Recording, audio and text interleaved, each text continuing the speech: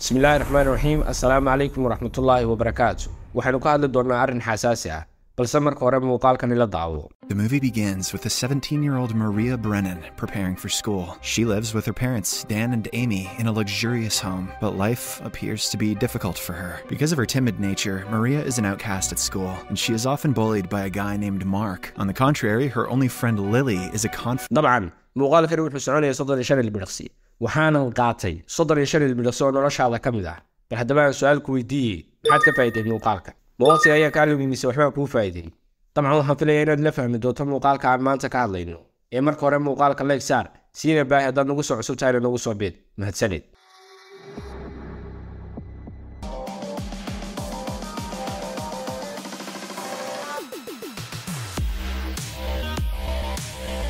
daawashada filmaantu waa wadada halaaga waa meesha ay wax ka soo xun kan bilowdaan waxaan filayaa markaad muuqaalka dhameysato gabi ahaanba inaad joojin doonto daawashada filmaanta ugu horeyn goorma la sameeyay filimkii ugu horreeyay maxay ahayd sababta loo sameeyay filimba goorma filmaanta qaawanaanta lagu soo daray innaga ka muslim ahaan maxay diinteenu ka qabtaa daawashada filmaanta maxaa laga dhexlaa daawashada filmaanta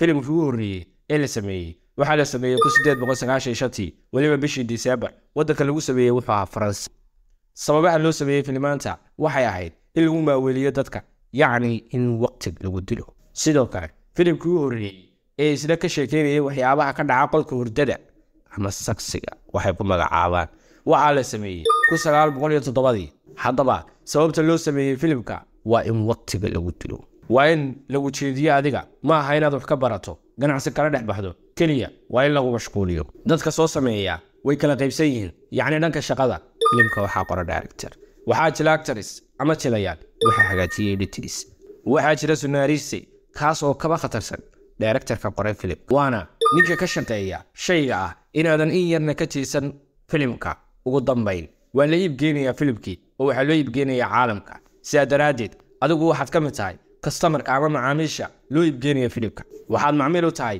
dadka intaa leeg ee isu yimi iyaguna waxaa khasab ku ah inay ku kasbadaan oo wax kastoo aad jeceshahay ay soo saaraan sharaftooda ma ilaashanayaan magacoodana ma ilaashanayaan oo waxaad arkaysaa nin naag qaba oo naagtiisu ay nin kale filim la jirayso sidaa daraadeed inta lagu guda jiro filim jiridda ninka naagtiisa waxaa iska dhudhukanaya kan la jilaya filimka filmaanta waxaad ku arkaysaa nin iyo haweeney oo ku jilayay filimka inay isjecel yihiin sidaa daraadeed waxay samaynayaan way isu soo dhowaanayaan weliba iyaga oo keligooda waxbay wada cunayaan ilaa marka dambe dhacdaba inay afka isu geliyaan waxaana khasab ah filim kasta inay inta yari ku jirto haddaba haddii aan sharaxo dhacdadan marka hore innagu islaam baynu nahay oo diinteenu ma ogola inaan isu soo dhowaano sidoo kale ma ogola inaan meel cidla ah ku keliyino sidoo kale ma ogola in ajnabi ka ah ama gabadhaad ajnabi ka tahay inaad taataabataan dabcan haddaba iyaguna waxay ku leeyihiin waad samayn kartaa sidan haddaba maxaa idin dhaxaynaya ma iyaga ayaa kaa guulaysan doona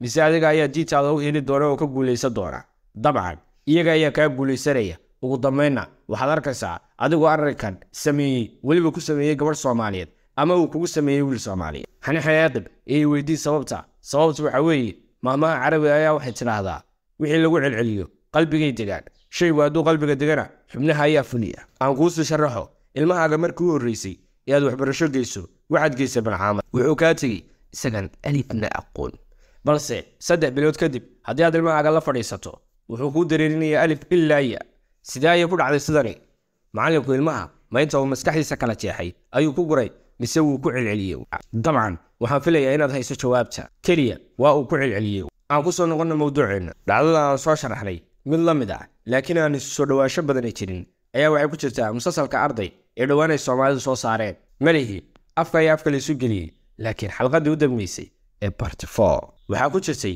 in yar oo ay gabadh iyo wiil isku meel fadhiisanayaan dabadeed gabadhu ay bilaabayso wax cunow kadibna ay leedahay miyad masarsanta haddaba waxaan filayaa inaad aragtay maaha way jirtaa waxaa laga yaabaa inaad leedahay maxaa arrinkaa ku jaban laakiin saa kuu sheegay gabadhaasi waxay diraysaa message ama fariintan oo ah inaad wiilkaas jeceshihiin aad la kulmi karto adigoo keliga ah balse aad ka dhiiranaan karto oo adigu hadalka ku bilaabi karto taas waxa ka daran inaad weliba wax ku hor cuni karto arrinkan oo dhaafsiisan dhaqankeena ayay gabadhaasi diraysaa waxay kaloo diraysaa in iskoolada lagu dhigan karo khamaar arrinkan oo isna ka hor imanaya xijaabkii dhammaystirnaa ee Ilaahay sheegay. Dabcan muuqaalka yar in soo qaadi lahaa laakiin waxa ka baqay inuu igu qabsado copyright.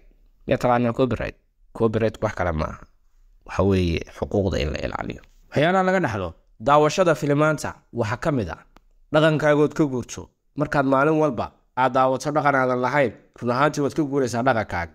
arrinkanna wuxuu soo xasuusiyey sheeko hadda ka hor ka dhacday magaalo ka mid ah magaalooyinka Soomaaliya. waxay dhacday sheekadani waqtigii aanay baabuurtu jirin. islaan ayaa ka tagtay magaaladeedii oo aaday Jabuuti oo markaa casri ahayd ayaa waxaa laga isticmaali jiray gaari faras. markaa subaxii markay adeega soo aado ayay sii raaci jirtay oo soo raaci jirtay. muddo kadib ayay soo laabatay islaantii kuna soo laabatay magaaladeedii. kadib subaxii xigay ayay aaday suuqa si ay u soo adeegto. markaasay markii ay soo adeegtay tiri aawe gaari faras. dabadeed odayil kale ah oo ag taagnaa baa ku yidhi uma ku ogay. daawashada filimaanta waxaa laga dhaxlaa jiljilaac. yacni sida markaa ku leeyahay waxa weeye waxaad u nuglaanaysaa jacaylka iyo inaad u oydo wiil yar oo aan waxba kaa ogeyn. marka uu ka hor yimaadana ilaa waa qof aad jeceshahaye ma yeelan doontid awoodaad iskaga difaacdid. waayo markaad tidhaahdo war halkaa iga istaag, maskaxdaada ayaa jawaab ku siinaysa oo ku odhanaysa waa jacaylkaagi, iyadoo weliba uu shaydaanno ku lamaan yahay. sidoo kale waxay soo qufaysaa filimaantii jacaylka ahayd ee aad daawo jirtay. filimaantaana waxaa ku jirtay in wiilku uu gabadha ku dhaco, dabadeedna buugto ka daataan, dabadeedna uu u guro, muddo kadibna hab isa siiyaan. daawashada filimaanta waxaa laga dhaxlaa inay kula fududaato nafta bini'aadamka. waayo waxaad soo haysataa inaad actor tahay aan cidila hadli karin, waxba loo diidi karin, wax kastaaba waxay kula yihiin khiyaali. daawashada filimaanta waxaa laga dhaxlaa hami la'aan iyo hadaf la'aan. waayo hami kastaaba iyo hadaf waliba wuxuu u baahan yahay inaad waqti geliso.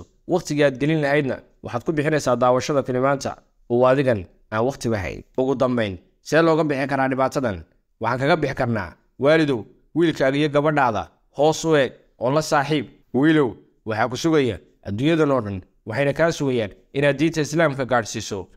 iyagu makiinadii ay sameeyeen way ku soo gaadhsiiyeen, laakiin diinta adiga Ilaahay mas-uulka kaaga dhigay inaad cid gaadhsiiso. iska daaye, naftaada ayay ku dayacan tahay. gabadhay, naftaadu waa cadowgaaga. weliba dumarku ragga way ka qalbi jilicsan yihiin. sidaa daraaddeed ha badsanin daawashada filimaanta. hadallada jilicsan sanee ragga siiba qolooyinka soo tarjuma filimaanta oo door weyn ka qaatay inay filimaantu inagu dhex faafaan. tarjumaanada tarjuma filimaanta waxaan leeyahay adduunku waa harka labadiisa gelin. aaway tarjumaanadiidii ka horreeyey maad hoos u fiirisaan shayga aad tarjumaysaan. waa dumar qaaqaawan iyo rag aan xishoodba garanin. hoos u eega irsaqa aad carruurtiina siinaysaa. xagee ka soo shaqayseen? isweydiiya xumaanta ay waxaani geysanayaan. filimaantu waxay fudaydiyaan ama wax sahlan ka dhigaan sinada, iyaga oo cunugii garaca ahaa ama aan xalaasha ku dhalan u bixiyey magac maldahan oo waxay dhaheen waa calaamadda jacaylkeenna. diintuna waxay u taqaanaa ilmaha nasab lahayn. markaa shayga noocaas ah baa tarjumaysaa ee hoos u fiiriya. maxaynu ku mashquulnaa oo kaga mashquulnaa filimaanta?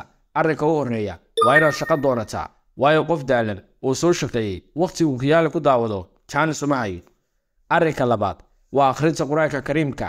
arrinka saddexaadna waa fadhiga masaajidka. waadna ku mahadsantihiin daawashada muuqaalka. intaan muuqaalkan ka xiisa badan ku kulmayno waxaan idinku dhaafayaa sidaa iyo nabadgelyo.